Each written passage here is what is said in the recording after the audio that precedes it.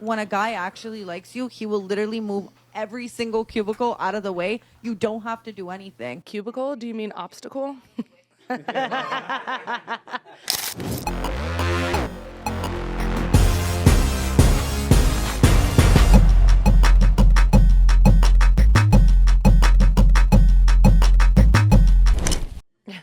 Welcome to Beyond I Do. First things first, I'm doing it on all our episodes lately.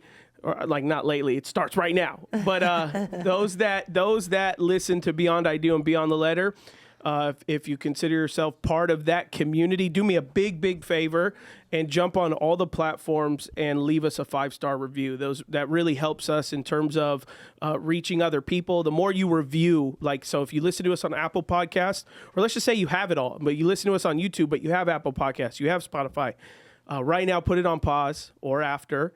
Go on there, go on Apple Podcasts, go on Spotify Podcasts, and leave us a review. 5-star, 4-star, whatever you think of us. You could, I won't be hurt. But I love it that we do have some 1 and 2 stars, because that means we're provoking people. You know, there are those podcasts that have like 5 stars, 5, 5, 5, 5. It's like, oh, that's just the audience. They're speaking to the choir every time. I like that we provoke people, and people don't always like what we say. So, which is great. So whatever you think of us in a star span, I'm going to prefer you give us a 5-er. Okay. But, I'm not over your shoulder looking over you right now, but Jesus is. So give us 5 stars, go on Apple, go on Spotify, leave a little word, or just say, I love this thing, and give us 5 stars. Yeah. And you could do that on Beyond the Letter, Beyond I Do, or we release it all under the same thing. So yeah, just tell us what you love.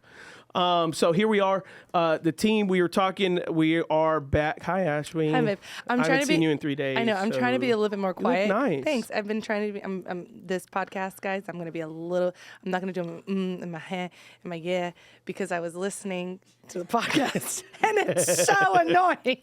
I told you. I know, and I'm sorry. I told you. It's but then not I just like to. etiquette. People that aren't watching, they may just think I'm silent, but I'm silently smiling and nodding. Well, nobody's thinking you're silent. Okay. Nobody. Yeah. It was really annoying. You're still new to this, annoying. so that's okay. I was like, God. Yeah. It's I don't think annoying. people realize how hard this is. Yeah. Because you have to control that side of things. Sometimes I do it just to do it because I want that person that's sharing to feel validated in what they're saying. Because it's very uncommon to not react when someone's talking. But yeah, you're not. It's bad podcast etiquette to be like, yeah, ooh. But I got to take, I do the inner Adam, because that's how we sometimes communicate. I'll have this whole expression of like super passionate about something, and then you're just staring at me, and I'm like, is he even listening? Mm-hmm. He ain't giving me no, girl, you right. Or the best husband thing is, dang, that's crazy. I get that. Crazy. I think I get that every That's what I get the time. most. I'm driving. She's talking, I'm like, dang, that's crazy. She's like, can you believe that? Dang, that's crazy. Just keep it pushing. Like, what do you say to that? What do you say? But yeah, okay, I'll just smile Okay, a lot. so Sorry. today we want to respond to some questions. We thought we've done some marriage ones. First one was like a engaged one. Yeah. So it was kind of marriage that tapped into. So we thought this one would be good to shout out to some people dating, some singles. So we got some single people in here, and we let them pick the question. So I'm going to let Nancy is mic'd up. So, okay, there was a question I had. You guys picked the question. Oh, yeah, this was the question. You guys picked the question. It's a TikTok that's apparently famous in the, I've heard it before, the dating community, which is, what's the saying, Ashlee? What's the saying? Like from the question about the man, like. Oh, if the man, he could, he would. Yeah, if he could, he would. If he could, he would. Okay. Okay. So, Chelsea and Nancy are the ones who push the most to say, hey, I think you guys should do this question. So tell me why you even care as a single person to even have that dialogue on the whole, if he cared, he would, or could, he would, or whatever it is.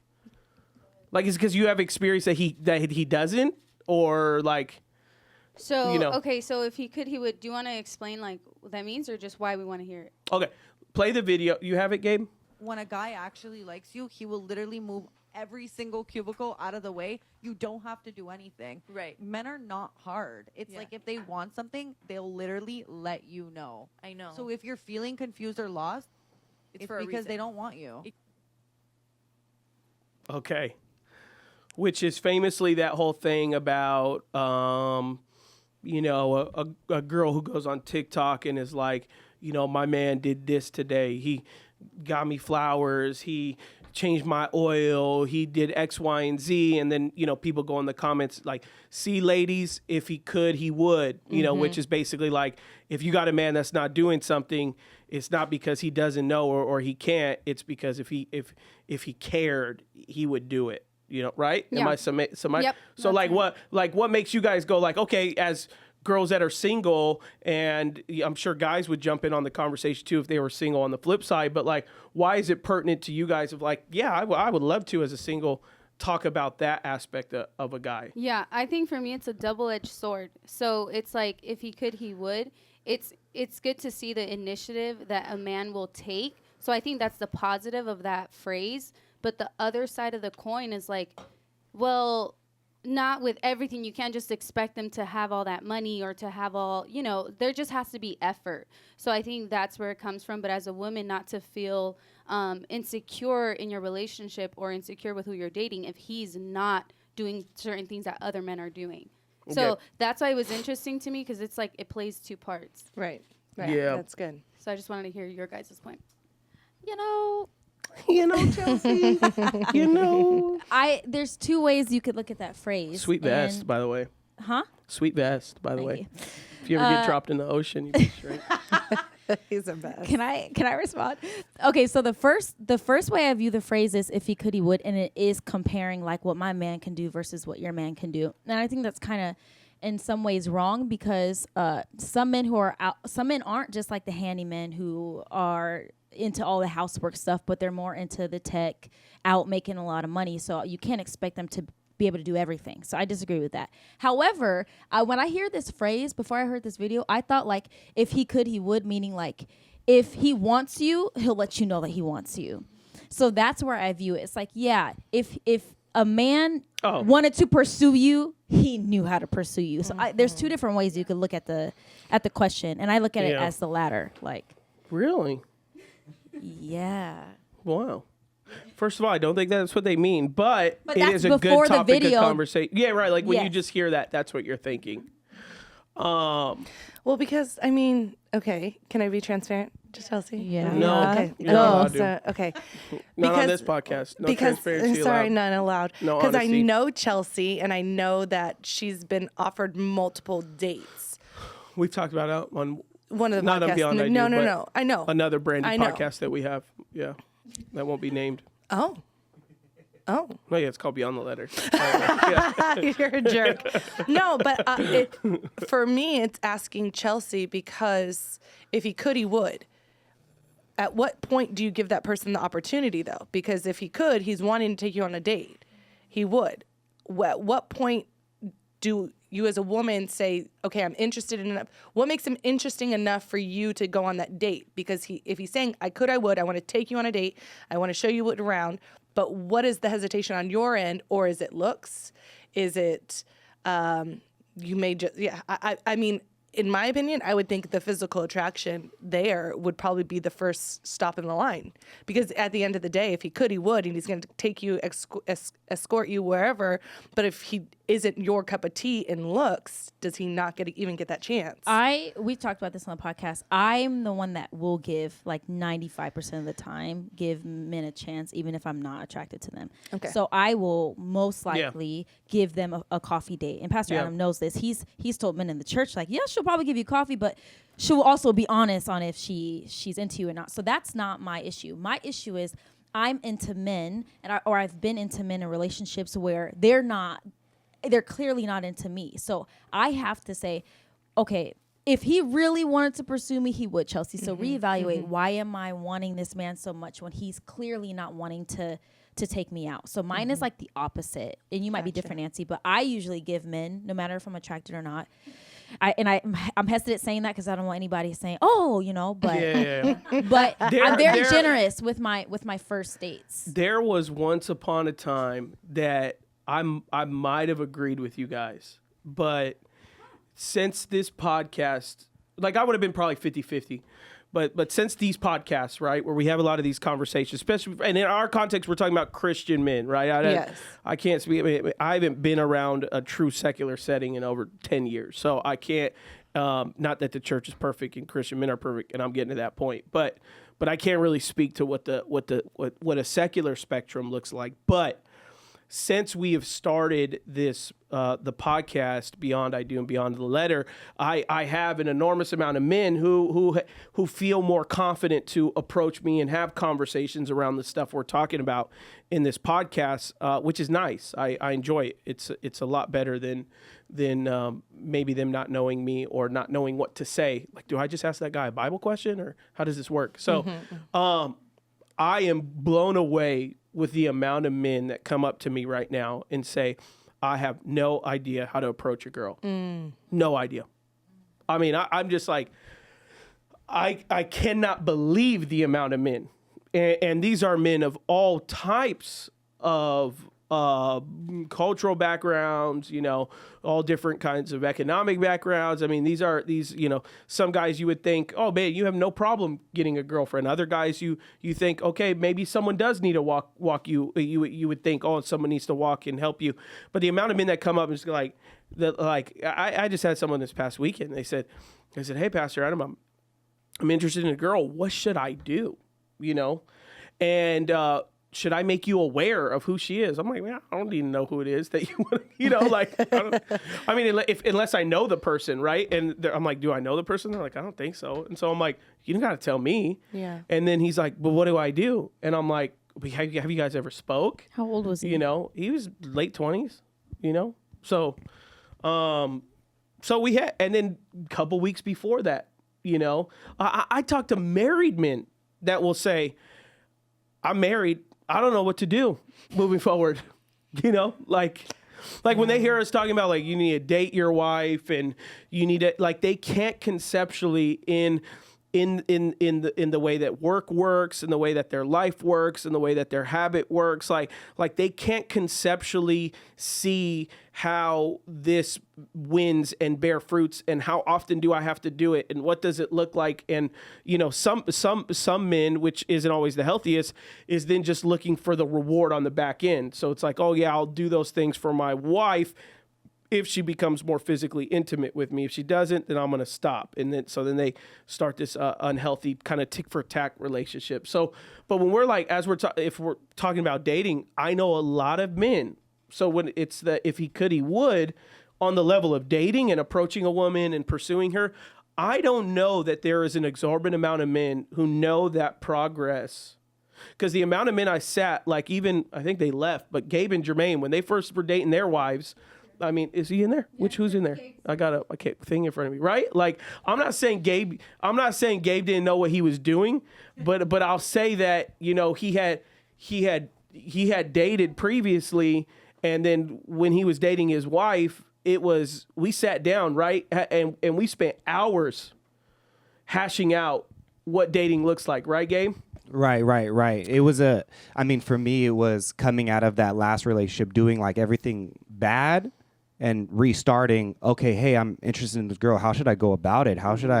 What parameters should I set? How should I? And when you're talking about bad, really what we're talking about is codependency. That's what we're talking about. A very unhealthy codependency. So that's the aspect that we're talking about. But keep going, Gabe. Right. So sitting down with you and talking about, okay, well, what parameters should I set? When should we introduce, talking to her parents, or, how should that dynamic look like moving forward, and all of those, literally those. What's the frequency of our dates should be? Literally, like, yeah, everything. So you're talking about, like, Gabe, and I'll vouch for him. He's an extremely brilliant, smart young man, and it's like, and he married now, but I don't know what this was, 3 years ago, 3 years probably. We're sitting down and we're hashing the timeline out of what intentionally dating looks like. And it's not because Gabe can't go on YouTube or read a book. It's just like, there's so much out there. What do I do? Do I go with the Notebooks version of dating? Do I go with, I forget what's that movie where he holds the boombox over his head and Ferris Bueller? No. He like holds the boombox and he's like outside her house. It's like the 80s movie, Pretty Woman. Is it Pretty Woman? Isn't that one? I don't know. No. I don't know. It's the one where he holds it's the I'm gonna famous look it up. one, the That's boombox right, over yeah. his head. He's outside her house. And so you're like, okay, do I go with that version of dating? Do I go with the cool guy version of dating that's like, yeah, you're good, but I don't really need you? And do I want her to fawn over me? So like there's so much, and then you step into your faith. What is it? Say Anything?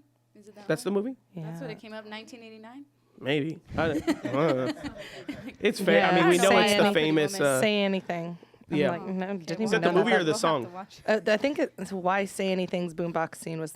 So I think it's the That's song. the song. Yeah. Yeah. Don't stop. Yeah. Like, Yeah. yeah. Yeah, but those were like being hashed out in the very like early stages of my now wife, me and her talking, barely just interacting with each other, and then after hashing that all out with you, literally over the hours of conversations, then now progressing the relationship full on, and okay, now we're gonna move into like more of like a dating relationship now. Okay, now we're talking about marriage and stuff. So I'm figuring that mostly all out on the front end, and not really having like those hours of conversations in the middle of trying to talk to her, and so she doesn't really know if I'm interested. She thinks, is this guy just playing me? Does he not know how to just tell me he's interested, or whatever it is? So there was a lot of figuring out on the front end how exactly should it progress. Okay, now that I know what it should look like and what a healthy version of this could look like, all right, now let me go ahead and push on the gas, and let's make this happen. Yeah. What was Like the you- time frame there? His? Between like figuring out like I want to date you, because you start talking to somebody, how long is Oh. waiting too long? It's like, oh, it's been 6 months and we've been talking, but no, like what was, I'm just curious. Chelsea. Or whatever it is. She's like, oh, we're 3 dating months. at 6 months. Right, 6 months since You're we've my been boyfriend. dating. You're my boyfriend. I mean, oh yeah, it's a tough question because I think it's a little weird when a guy. That's my thing. Like I just and You never everyone knows asked me it. out. Like no, we're not gonna do that. It's stupid. It's goofy. Wait, so how did that? we how, know- we how did just you down. know? He was my man's. Here's He legitimately made how it known. Here's legitimately how the conversation went. She said we like hung out a few times, with coffee, blah blah blah blah blah. Her literal question was, do you talk to your friends about me? I said, yes, I do. She said, oh, have you talked to your parents about me? I said, yes, I have. She said, what do you tell them when they ask you what we are? I said, I tell them that I'm very interested in getting to know you and that I'm looking to see if this is the right person I want to marry. And so if that's good with you, I would like to continue to hang out and I would like to see if this leads towards marriage. And here's what I will promise you is if in 12 months we're still hanging out the way that we're hanging out, I promise you I will ask you to be my wife. That is a promise. If you are not told by me what your red flags are that I believe hinder us from being married, and you don't, and if I say it, maybe you make adjustments, but I said if literally in 12 months we approach it and you're saying to yourself, does Adam love me and want to be with me or not? And yet I haven't made it clear that I don't, then I'm going to ask you to be my wife. And so you could confidently know that. Yeah, because it goes back to the if he could, he would. And that was how our dating life was. Although we were super busy during that time where I had school and coaching and he had the ministry, our hangout time wasn't a lot. But every time we did hang out, it was very intentional. Yeah. And very intentional with the way that he spoke about me. And I knew how he spoke about me with his friends. So I knew that he spoke highly of me to where they loved me just as much as they loved him, to where that's where I felt the love. I felt the love through his friendship. I felt the love through his actions and his time that he would take out, even knowing and being considerate of the fact that I was so busy. Because at that time, any man could have been like, oh, she's too busy for me. But in my free time, if I made it available for him, he knew that I was interested. If he knew I had free time and I was like, I think I'm going to go hang out with my friends, that's signs that I'm not that interested. Not to say that we were hanging out 24/7, but in those moments of maybe an hour or two, maybe once or twice a week, we made it very intentional to where we were talking about just each other and life, our ups and downs, and just life in general of what we see with each other. He could, he would. So he made he made me what my dad always says, if someone's willing to make you an option, they're never willing to make you a priority. So Adam, Hey, Tom Elliott. yeah. So when we got married, my dad he goes, I know my daughter has found a good thing because Ashlee is a priority to Adam. So if you're in a relationship and you realize you are a priority in their life, that is a form of love. That is an action, a form of love that Adam would express to me because I was a priority. To his friends, I was a priority in his life. And for me, like my goal with her, which is contrary to the world, was not to sleep with her. Yeah. Was not to get in her pants. So what will happen is if a guy is led by that moral, then he will chase sexual experience after sexual experience. That is what will drive him. So if you are a girl, and I'm not just talking about sex, I'm talking about everything else that comes with sex. I mean, you could talk about all other forms of intimacy in that way, pleasuring each other, whatever that is. That guy is not, I'm gonna tell you right now, he is not fully into you. He is into what you are giving him. And so he is going to continue to do that. And then if he feels you're pulling away, then after 3 years, 4 years, 5 years, then he say, okay, maybe I should marry this girl, so I can keep getting what it is that I'm getting satisfaction wise. And so for me, it was very important to have a clarity of mind because sexual intimacy is intoxicating, and for many men, there's it's too vulgar, so I'm not going to say it, but there's a famous thing that after the man has had relationships with a woman, he gains clarity of thought after that encounter, that then he actually goes, man, especially if it's a hookup, I'm going to leave. I'm going to call the Uber. I'm going to call the taxi, because he got what he built up and he wanted. And that can actually progress in a dating phase intimacy. It's very hard to clearly articulate and see whether this is the right person for you when you're always gratifying your flesh. Right. Because when you get married, that actually doesn't become as intoxicating and liberating.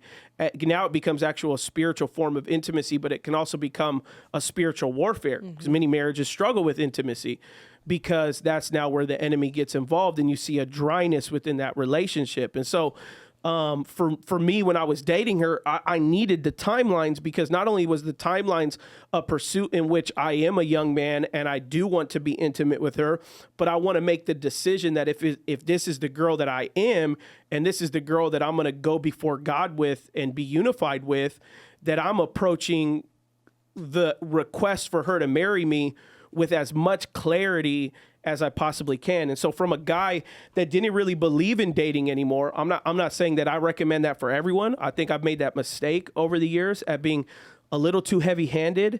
Like, I've even gone to like Christian colleges and was like, the boyfriend girlfriend thing is a load of crap, and they all got really hurt by it and blah blah. I remember that one.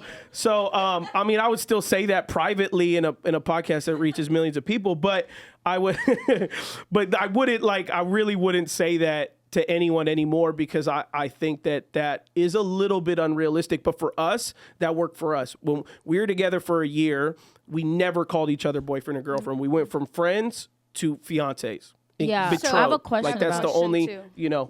Just fascinating. Go ahead, Nancy. Riveting. Go ahead, Nancy. Okay, so Riveting. in that we need to come up with another word. All right. Beyond I do one. So in that period of the 12-month span, considering the experiences you've had in your past, how did you overcome not overthinking, like, oh, he's probably talking to other girls, or oh, what if he's doing this? Was it because of his actions that you were able to have Absolutely. that, or did you bring that up when you felt that? Did you bring it up to Adam and you were like, hey, I'm kind of feeling this way, like, or can you expand on that? Adam was always different than any other guy that I've ever dated. Or met in your life. You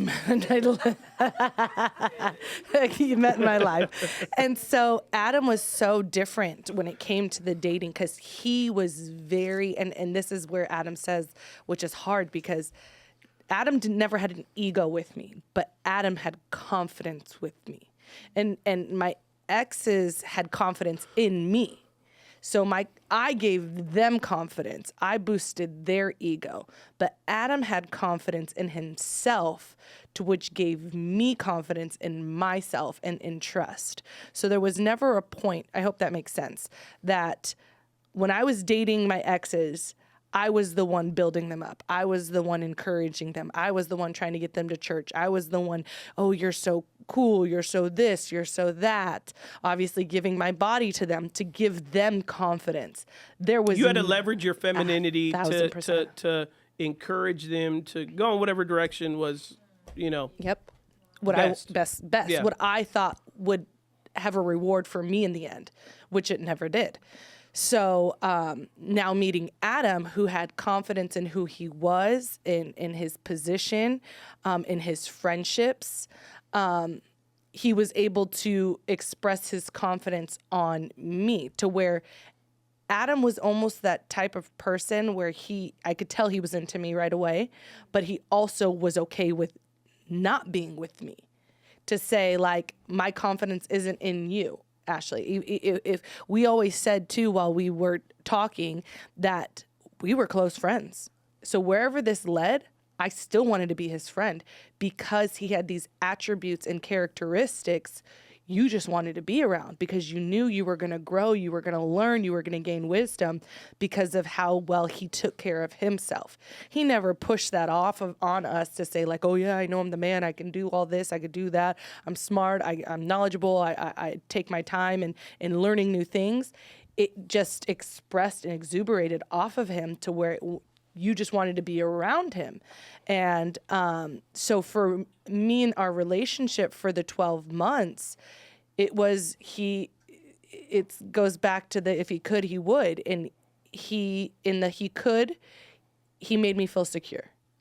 And in the would, that was with his actions. And that was with making sure he had time for me, making sure he was checking in on me, asking me about school, helping me with school, and she knew I was into her because she scouted for the ODP, the Olympic Development Program. So she was a scout for. She would look at young teenagers all and over see Southern if California.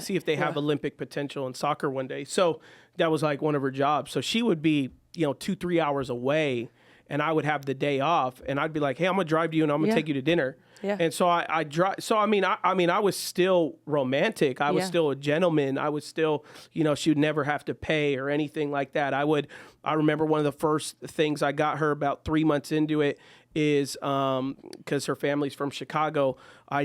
She was telling me one day, like, oh yeah, my family, we're all Bears, blah, blah, blah, blah, blah. And so I, went online and I bought her like a Bears t-shirt with the bear wearing like some aviator sunglasses. Mm-hmm. And then the next time we hung out, I'm like, oh, I got this. I was thinking about you. So, I was still getting her little trinkets but what I wasn't doing is I wasn't like, hey, here's this Tiffany's necklace and I'm buying big to get this big reward, which is for her to be like, let's go to my house. And, it was little thoughts of compassion that basically what I'm trying to show her and prove to her, if I'm a real man and I'm a man that's going to continue this in marriage, is I'm saying this is who I am as a husband.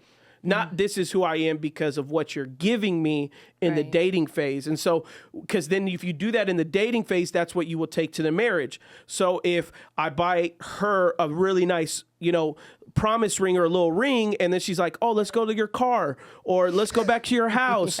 Then I'm saying, oh, okay, in the future when I'm married, if I get her something really nice, then she has to respond and she has to give me her body. Yeah. Like, that's not why I was doing those things. And they weren't big gestures. No. Now that we've been together 10 years, I've started upping my gestures. I still do some little, I'll still get her the little Bears thing or whatever. But I'm going, bigger into, you're getting jewelry now. We've been together 10 years. Like, you're the mother of my children. And so my appreciation factor goes bigger. It wasn't the biggest when we were dating. And that's some of the problems with not just men dating, it's the transaction that men and women put together in dating, and that's how they treat it. And so what I was doing when we were dating was this man that listens to you and listens to what you care about, is the man that I will be. If you marry me, I will continue to be that person of intentionality. Should you want to see that I have character, that I am a person that not just you want to physically be with, but that you emotionally want to be with, that you want to trust with your affection and your emotion. And, for someone who I wasn't shown it, no old head guy came around me and was like, yo, listen, Adam, this is how you do it. Never had a conversation with my dad. Like, me and my dad never talked about dating before. He never talked. And it's not for any reason. It's just we never had. My dad has always believed that I was a very sharp person. So he never really thought he had to have any of those conversations, even though I maybe would have benefited from them. I don't know. I mean, I feel like I got the person I wanted to be with. So it's not, I didn't have an excuse that said, well, but what I did have is I had a bad experience with a girl for 4 years that I was engaged to that went sour.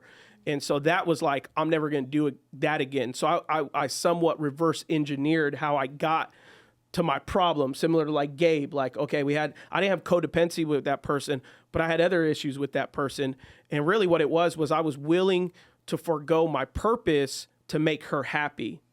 And that was like, oh, I don't, like when we ended and I saw where my trajectory in my life had been and some choices I made to make her happy, I was like, I'm not ever going to do that again. So there were things that I reverse engineered that I was like, okay, this is what I'm going to learn from because it went so bad. But that's where I would say, like, during that year, and it wasn't like, I never thought it was going to be a year. Like, it could have been 2 years if there were more red flags. But I didn't see big red flags in Ashlee. I saw a person with a soft heart who was willing to repent, who was willing to say she was imperfect, who was willing to be tender, to be forgiving. And if you know that of Ashlee, she also has a very you have an anger issue. So I love that. So naturally, her anger issue would have been a red flag if I didn't see that when she would. I mean, if she was what's the movie with the little motion characters? Anger. His name's Anger. No, but like Inside what's Out. the movie? Inside Out? Yeah. Yeah. So if Ashlee was an Inside Out character, she would be angered. And but when we were dating, and I would see that character, not just her character, but the character from the movie come out. When I would push up against it, I would see a humble heart, a heart that self-reflected, a heart that sought forgiveness and was willing to adjust. Like when she was like, I'm going to write off that person because they did me wrong, blah, blah. And I'm just like, man, maybe not. Maybe get distance or maybe forgive them. She wasn't like, shut up. This is, this is my life, blah, blah, blah. She come back and be like, yeah, I think you're right. I text them today. And I'm like, oh, cool, man. She really, man, even though she's got this temper that she inherited from her dad, and then for me, like if it, on the transparent side, for me, I can easily tend to lack empathy because I'm such a driver. And so I don't have a lot of emotion, which is why dating to me at this point with her became a little systemic because I had removed my emotions from it, but she had to see for me, like does this guy, and maybe it wasn't as conscious for her, but I had to exhibit that I have a spirit of empathy and compassion, and basically I have a heart is what it is, like I had to show her that. Yeah, you weren't sadness. I'm not Wizard of Oz, like I'm not the Tin Man without a heart or whatever. I got a question because we are not addressing a pivotal point of the difference between you, Rabbi, than other men. First of all, for any singles listening, my name is Chelsea and I like the Lakers. So take that however you want to. And if people don't know, Rabbi is my childhood nickname, so nickname. She's referring to me. So here's the thing. You knew what you wanted and you were confident. Those are two things that we're saying the men today, those men that are addressing you, don't have. Because you're saying if they could, they would. But the issue is they don't know how to, so they're not. Correct. That's really. So what advice would you give young men who, because I'm sure there's young men listening to you who watch you, who hear your story, and they're like, man, I wish I could be like Pastor Adam. I wish I had that confidence to go up to somebody like Ashlee, but I don't know how. So how did you gain that confidence to know what you want and then go after it? Because that's the problem today.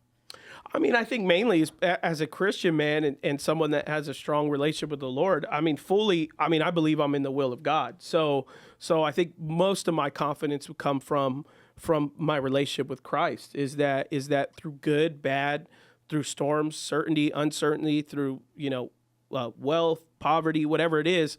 I consistently believe that, man, I'm in the will of God. God has given me the free will to continually move in my life and access doors and not access doors and access relationships and not access relationships that should I put my trust in him, then as he begins to guide the path, I'll be okay. So if I see a person like Ashlee, who I am immediately attracted to, I'm now deciding, am I emotionally attracted to her? Am I intellectually attracted to her? I know I'm physically attracted to her, but that's only one element that you should take into marriage. So it's like, well, okay, would I be emotionally, intellectually, spiritually? And so for me, it's like, okay, I've understood attraction. Well, now I have to progress to get to know her in that deeper level. If she rejects me, then like either I have to decide, did she reject me because she misread me on the front end?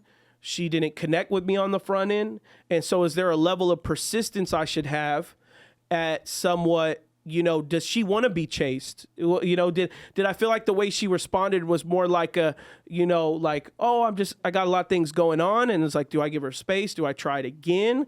Or is it really like, did I get the feed that like, no, she not interested at all? And so if I got the feed from her like I'm not interested at all, then I would have just, okay, cool. Like, and you gotta be okay with being told no. I mean, you gotta, like I tell these guys, if they tell you no, bro, grow up. You're gonna interview for jobs and they're gonna tell you no. You're gonna go for things that you're gonna get told no all the time. Absolutely. Like, it just is part of the world. I would even say, like, when you have made it multiple occasions where you've said, like, with me, you were like, I'm swinging for the fences. Mm-hmm. And that swing ended up hitting into my Facebook. Yep. And so we started Facebook messaging. And then... That's how you know this was over 10 years ago. Exactly. Facebook Messenger. Facebook Messenger. Yeah, no one DM'd on Instagram. No. Yeah, back then. No one DM'd. And we were Facebook messaging, and we would laugh about it after, because I remember he said he was in his apartment, and he was talking to his roommate, and he's like, bro, is she flirting back with me? Read this. And so it was those, like you said, like you can kind of read a room, or you can read a text to say if this person's interested. We were joking, we were laughing, we were making fun of each other back and forth to where it was a fun conversation that he then brought out of Facebook to a date, to coffee. I wasn't just like, hey, I think you're gorgeous. No. You want to go out? Like what a creepy thing to say, like, and we talked about it before on Beyond the Letter. Yeah. Like, I never try to play up that Ashlee for some reason is, above me. If I say she's my queen, then that means I'm a king too. So I have to keep that same level of composure, not this idea of like, oh, and when I said swinging for the fences, it wasn't the fact that, this girl's out of my league. It's the fact that she could just be not interested in me. I'm going to swing for that, and I could just not be her flavor. But that doesn't diminish who I am. That doesn't diminish what I can get for my life that I want in terms of the woman that my heart desires. So, so then in my first approach with her, I understood enough because her mom said she played soccer and yada, yada, yada. So I just DM'd her and I just started making soccer jokes, so to me, that's my strength is my kind of dry sense of humor. And so I'm telling her, like, I DM'd her and I was like, oh, I've heard you played soccer before. Man, I just want to say one day we should go out and play a game. I was the second grade national champion at soccer, and so I feel like we're somewhat in the same it still league. Makes me laugh. Like 10 years later. Yeah. And she's like, yeah, I'm sure you are, and then I'm, so then I could see that she was engaging with it. Mm-hmm. So then I just kept leaning into it. I was like, yeah, you know what? They used to call me the white Ronaldo and blah blah blah blah blah. Yeah. And so she's like, okay, she's like responding, she's laughing at it, and then I moved it, and I'm like, oh, have you been able to plug into the church yet? And she's like, oh no, I've shared publicly before, every time we kind of hit a big year, I always publicly share our DMs, just to hopefully inspire a guy like, hey, this is how you can make a first move. It's not just, hey, I think you're cute, you want to go to Starbucks. You can slide into DMs, but don't slide into DMs and just be like, so do you like coffee? Like, you can see enough. Right. Their whole Instagram expresses that they play pickleball. It's their life. Yeah. Hey. Yeah. So You good at pickleball? yeah. You do water aerobics. I see that. Right. Like, here's what I would know, right? I know enough. I follow Nancy on Instagram, Nancy Single. I know enough that she loves to go out to dinner with her friends, like real dinner. She loves to dress up. She loves to go to dance. dinner. So a question would be, if I was going on her Instagram, I would say, hey, I'm going out with some of my buddies, not her. I'm going out with some of my buddies out to LA. What are some of the best restaurants you would recommend? Whatever she would hit me with, by that weekend, I would be at that restaurant. I would take a picture of my food, and I would say, this place was bomb. Thank you for the recommendation. Blah, blah, blah, blah. There you go. Then I'd give it like a week, and I'd be like, hey, I would love to go back to that restaurant. Would you ever like to go with me? You know, There like, we go. Okay. There we go. Take There we no go. So, fellas. it's like- he just dropped a You know, dime. I Right. just help some men right now, you know? Like, Simple. Yeah. Simple. It's so easy. And then from there, because in the meantime, you're now, like I did, like I was jumping. I went from soccer, and then I would jump into some church stuff, and then I'd jump into a little bit of her life. And so over that span of that week, then we come back around, and then now I'm kind of revisiting the conversation, which is, hey, would you want to hang out, and you haven't really plugged in youth yet. Can you help me in this youth thing? And can you help take a youth student out with me? Because Ashlee had a background with working with kids with autism. And so then I was like, would you come with me and get familiar? And so I started kind of using the means that I had to all I wanted to do for Ashlee was show her my personality and who I was. Yeah. What I'm not trying to do is point blank say, do you think I'm cute? I think you're cute. We should make babies. We Right. should go chill. You know, it's like no, I want to. That's why I always recommend like, like, man, get plugged. If you're in a local church, like plug into small groups. And then, if the small group's going out to a movie, that girl that you're interested, or even if you're a girl and there's a guy you're interested in. Cause like I'm saying, there are guys nowadays who don't, like, you could go up to them and give them a candygram with a heart, and they still would be like, I wonder if she is into me. Like it's just crazy nawadays. Yeah. So I'm not even against. At some point, the man needs to lead, but I'm not even against Right. that first little awkward tension break for a girl to be like, hey, me and our small group are all going out to movies Friday. You should come hang. Yeah. And then you just. When before I was dating Ashlee, I did that a lot with girls in the church. There were a lot of girls in the church that I led a Monday night small group that even Chelsea, when she was a kid, used to come to and stuff like that. And so I'd invite girls all the time that I immediately had a slight physical attraction to. Mm-hmm. I'd be like, hey, I do a Bible study at my house. Like 15 people come. You should come hang. And then they would come, and then I would hear them talk, and then I'd be like, yeah, I don't think their faith is where I need their faith to be with where I'm at occupationally.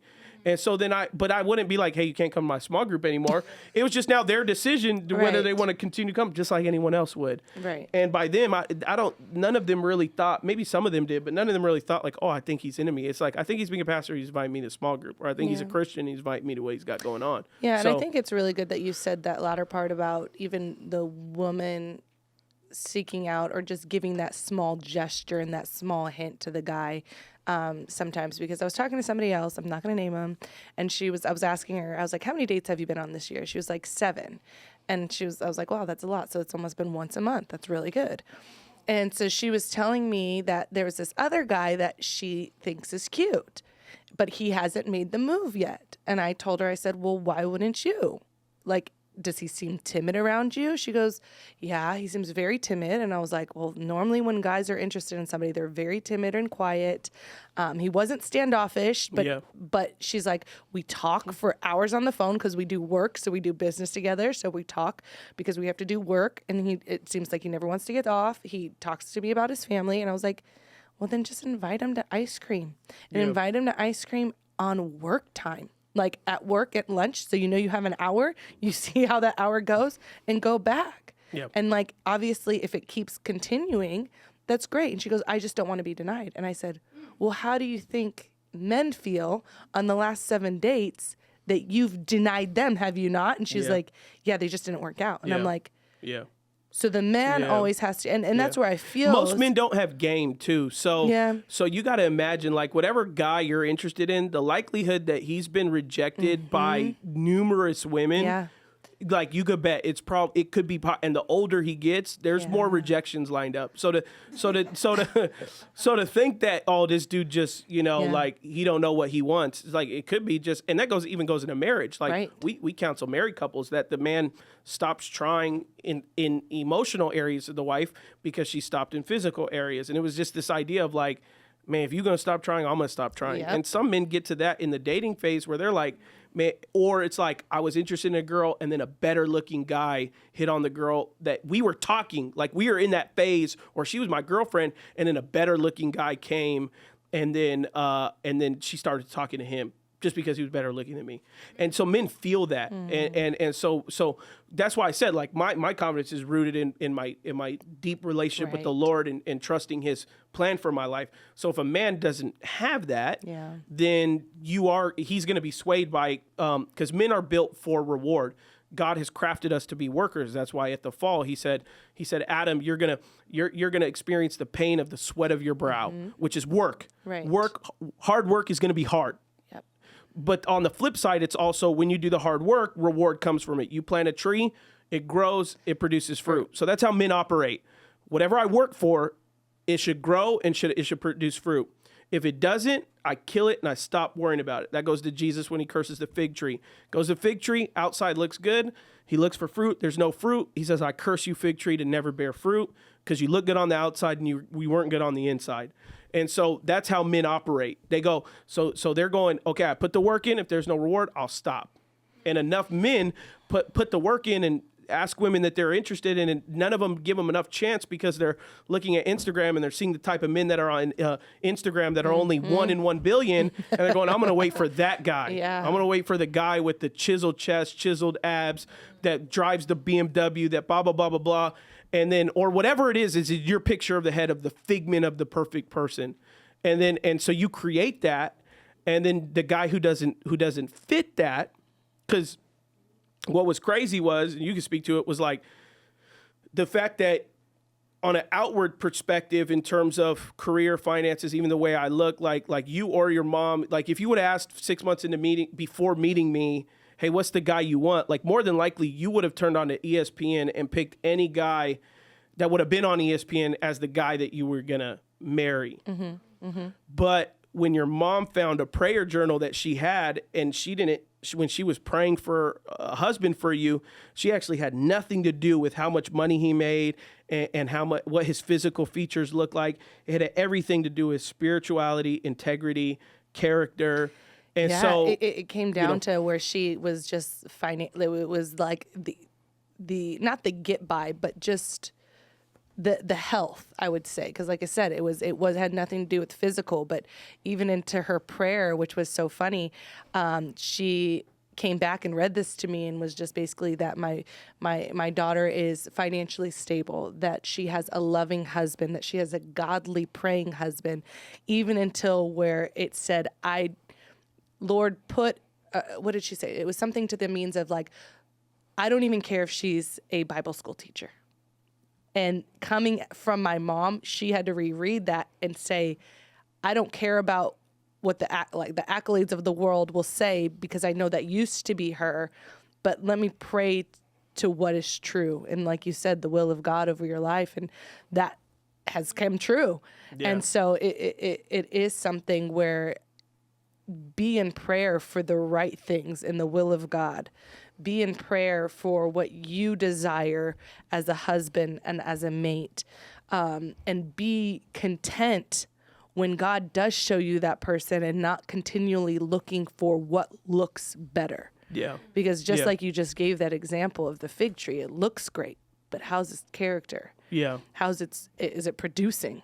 Yeah. How do they react? How are their non-negotiables? How do they treat you? And I think that men stand up for that and have that confidence to say that you do produce, you will produce. Because at the end of the day, when a man finds a wife, he finds a good thing and obtains favor with the Lord. You are not going to obtain favor of the Lord if you do not find the Yeah. woman, Yeah. you may find Yeah. a wife and find a good thing. And we premarital and postmarital counsel so many people. I'd say the number one qualifier for who do you date is a man of God and a woman of God. Absolutely. Do they have convictions? Absolutely. That's it. Like, and they don't have to have a doctorate in convictions and a doctorate in faith, but they have to have a tenderness in their relationship with God that shows. For men, it has to be shown in a humility that God is bigger than man. Like, a man has to have that view, and he has to pursue that every single day. You have to be able to see that is it. I'm telling you right now, you can marry him for what the potential is. You can marry him from the money. You can marry him because he tells you you're pretty. You can marry him for a million reasons. But if he does not submit to the Creator, especially doesn't have a relationship with Jesus, then I'm gonna tell you he is a selfish man. And I hate to say it, like, there's gonna be people, I don't agree with that. Any man who has no relationship with God and no relationship with Jesus is a selfish man. And any woman who does not have a relationship with Jesus and a relationship with God is a selfish woman. Her exhibited traits of her selfishness will be different than the man's trait of his selfishness. And so most women, their selfishness becomes, I'm going to take care of my emotions. And the way that they do that is they give their life to their children, because their children will always affirm them emotionally. Absolutely. And so the woman will grow distant from her husband and give her all to her children, because baby boy and little daughter is never going to do mama wrong. But husband, if he's a selfish man, and then a man is selfish in the sense that he don't give his emotions, he gives his time away from his family if he doesn't respect his family. And so the way that works is, I live at work, I live in the garage, I live with my boys, and that is a version of selfishness. And so to me, are you submitted to God to be the best man and woman that there could be? That was the number one qualifier. Ashlee could have been the most gorgeous woman in the world to me, which she was, but if she had no ability to submit to the Holy Spirit, then I would have said, I'm done with this. Right. Or if the moment, I felt she was using her body to just manipulate and move me to the next chapter in the relationship, I'd be like, oh, this isn't the girl, because this stops in marriage. Like, this version of reward does stop when you get married. Yeah. So there are certain things. So I'll end it with this. With Gabe, because we're close to time, we like to keep these under an hour. With Gabe originally, here's what I would say, because we talked about like my timeline. The timelines can be different. To me as a man, when you just approach dating and you approach a relationship, you need some sort of game plan. Like this is how long I would date this person. If everything went good, this is when I would marry them. This is when I believe we could probably maybe start a family. This is right. So when we sat with Gabe was a really young man when he started dating Cynthia. So he was like, I don't think I could afford to, literally, we talked about it in that kind of game plan session. He's like, I don't think I could afford to date her for 1 year and then be married. Like, I'm not at that area of my life yet. And neither is she. She hasn't even finished school.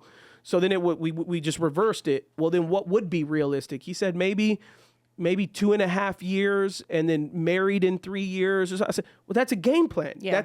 That's something you can hold each other accountable to. And that's something she can hold on to know that you're just not gaming her. And if you hit that marker and you're not making any moves forward, then she should dip. Like, there should be those things. And I told Ashlee, like, in 1 year, if you've never heard from me that there are issues, I think, in this relationship that are keeping me from moving forward, you should drop me. You should go find another guy, because then that means that I won't be leading in the marriage, and you'll have to be pulling me along and do you like me? Do you still date me? Do you still, And then you just end up playing house, and then you just end up acting like you're married when you're not. 6-7 years in, and you're just like, at the end, do we need a ring anymore? Well, clearly, if you're not willing to commit, and I'm not, and so I guess let's just play this thing called house. And at the end of the day, people will be like, oh, prove what's the difference between us living together and married? Ultimately, one is ordained by God and one is not. That I mean, that's just the biggest, Right. that's the biggest element of it, So that's, when people say, oh, what, is it wrong for me to do drugs or DMT or ayahuasca? I'll be like, to God it is. So it's like, I can't tell you more, I can't tell you morally what's right or wrong, but I can tell you the Lord did not create you as a human to tap into that spiritual world. Leviticus says to commune with necromancers and mediums is a sin, and you open your life up to certain things. So that reality of when people say, well, what's so wrong with us living together? You open yourself up to certain things. It's not God's ordained way. And so be in the way that the Creator has caused our life to be. I'll tell you, if you could be selfless and submit to God, it's not going to be a perfect relationship, but it'll be a relationship that's led by the Spirit of God, that is ultimately blessed by God. Absolutely. And so you're not pursuing riches and a white picket fence. You're pursuing peace, legacy, generational heritage, which you can pass down to your children. Like me and Ashley can pass down a healthy marriage, healthy relationship to our boys. It's possible if it's shown. And we can also pass down unhealthy relationships if we don't correct those things. So it's all in all. Continue the conversation next time. It's part one. Maybe part one to that conversation. All right. God bless everybody. Thank you for tuning in Beyond I Do. Leave a positive review. Share this with somebody. If you know someone's single, maybe share it with him. See if it helps. If you know a single guy, share this with him. Maybe he'll finally make a move to you. If you're interested in a guy, I'm interested. Send him this podcast. See if he asks you on a date after. Okay? See if this was enough to push him towards that corner. So, God bless.